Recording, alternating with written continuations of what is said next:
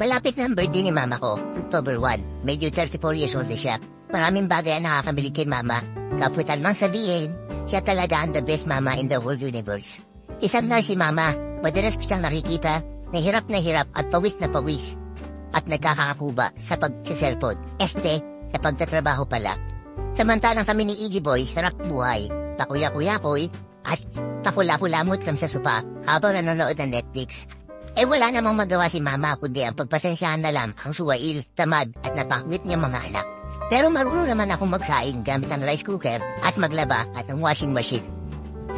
Malayo sa amin si mama, isa siyang bagong bayani ng bayan, isa siyang OFW sa bansang Saudi. Maraming ganito ang aral ang laging hinahabilin ni mama.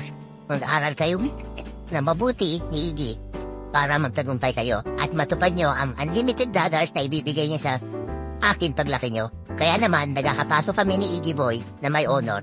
Matuto kayong gumalang sa mga matatanda. Huwag kayong mag-aaway ni Iggy. Iyan ay ilan lamang sa mga aral na bigay ng aking butihing mama. Masayang-masaya ako na siya ang nagiging mama ko. Siya ang nagbibigay ng lahat na pangangailangan at tubo namin ni Iggy Boy. Isang hiling ko lang kay mama, ibibigay na agad. Marami pa akong gustuing sabihin sa kanya at tiyak naluluha si mama. Kaya lang, tinatamad naman type si papa Saka naiinip na si Papa sa mga sasabihin namin ni Iggy Boy.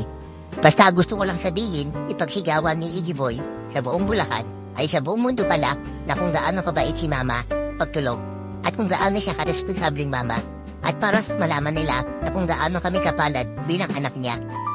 Kay Mama Jasen, naming happy birthday. Tagay ka na Mama.